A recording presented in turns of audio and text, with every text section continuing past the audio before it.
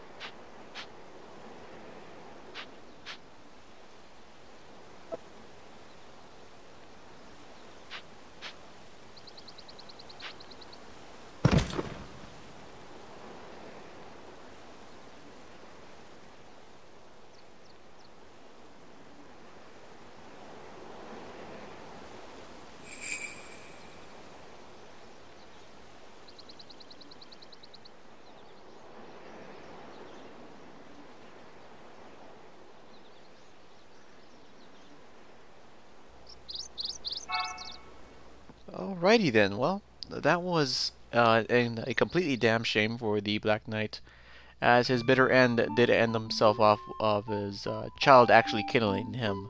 So let's move on and look forward to this next event with Gertie, again, the peddler, which he will actually give us one more final poem piece, and yes, he does actually still give you poem pieces after you give him, after you get the final element known as the unknown element. And this is him. This is it's going to be a really strange one, at that. So anyone who actually has who is susceptible to seizures or some of the sort, or just get freaked out really easily, I advise you to stop watching this right now.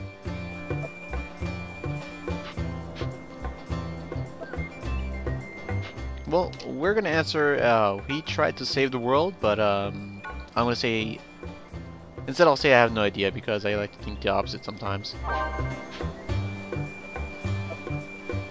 And plus, this is the only time when he says the most. This is the answer that he says more things than usual. Just like Baldat, he also tries to save the world somehow. And funny thing is that he also mentioned something really funny toward the end as well about his brother named Hurdy.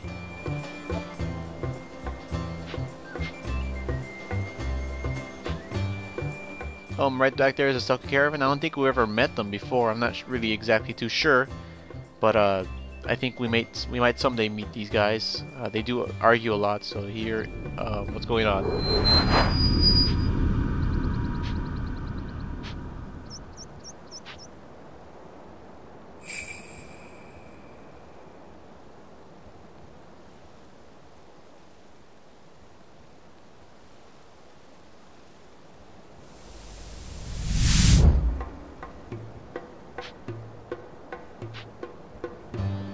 And that is the final poem piece. Not too much right there. It's 3 rocks, but they don't really mention that you have to, cast a blizzard on the rocks from smallest to largest, which I did make a mistake in the video, and I actually did a small annotation to actually kind of fix that. My bad. And he's never met his brother, so I don't even know how the guy even dyed his hair to begin with either. Alright, but let's move on to Goblin Wall. A lot of people didn't really like the fact that I kind of went against the music in here, as I do actually have a small little story with it. A while back when I was actually trying to train in Goblin Wall, thinking that the more chests you find, the better items you get. Well, that isn't really exactly the case with Goblin Wall, so I kind of grinded it right there with disappointment and found nothing of value in there.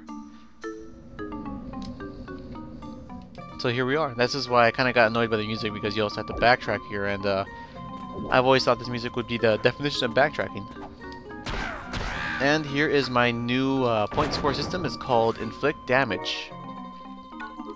this time I'm gonna equip. If you want to get the maximum points from these, you have to equip your weakest weapon.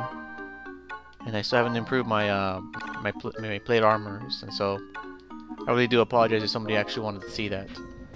Also, to inflict the most damages, you have to take some enemies out manually. Oh jeez, I'm getting pummeled here. Alright, now if only if I could get this slow off me. This isn't really exactly a point score system, an easiest point score system to make, but if you can actually, you can do without mythical armor at this point, then you can do this point score. All right. Not that very good drops around here. I'm noticing right now. There's also some little advanced enemies here, like this guy, Goblin Mage. He will soon learn a new attack. Well, actually, I think he already knows a new attack called Blizzara. Not really too sure if he knows it right now, but we may find out soon enough. But also, towards the end of the stage, it gets incredibly difficult. Merciless gang of monsters just come out of nowhere and do strike you down really easily. So, a really good crowd clearing move like a Naga spell would be really handy in that area in the game, and I don't know how I dodged that.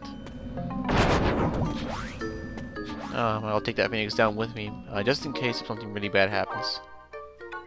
I don't really trust myself in the skills whenever I'm actually trying to play and record the game at the same time. I've always had a small difficulty with that, but okay, well, there's nothing here right now.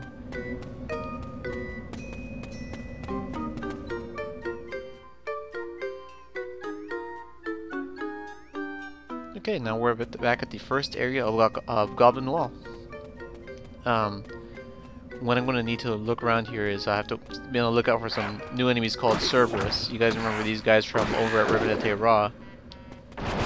Those guys aren't too kind. They actually trying to make them appear out of nowhere, as the developers or the producers actually designed this area to be like that. And I don't know how this guy is missing me, but I'm getting pretty lucky with these guys. Apparently, there's also a point where the Selkie can dodge attacks pretty effectively, but I'm not too exactly sure when is that point. Just like somebody mentioned in the comments before, and in order to find Aunt Leon, you have to attack at a certain time, which I've noticed, and it doesn't work effectively half the time. So it's still pretty good. It's still pretty good to know as well. Oh jeez. I guess apparently my focus attack cannot travel upwards. So when you have monsters in the higher altitudes, you're pretty much not in a good spot. And there he is. Yeah, this guy can cast Blizzara spells. That's not good. Alright, I'm gonna take out this little small guy first. He's at the top of the hit list, so I'm gonna try to take this guy. And this guy does a whole heart of damage, so I better be careful not to die.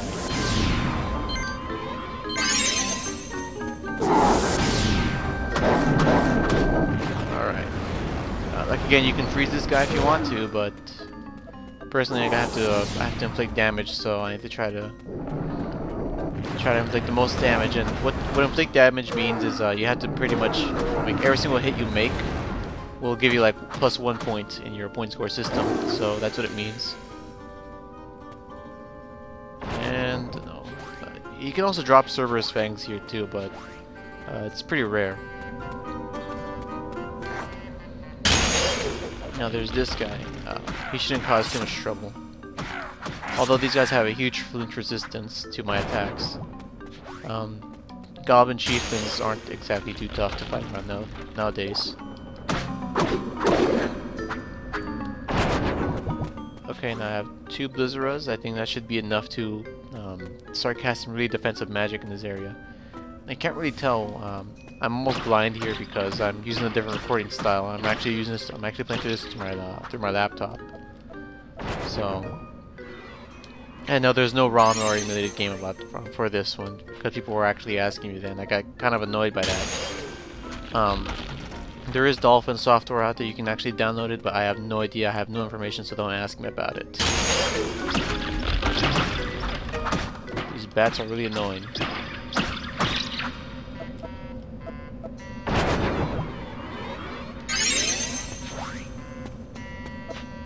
Alright, so let's pick up our loot and see what we find.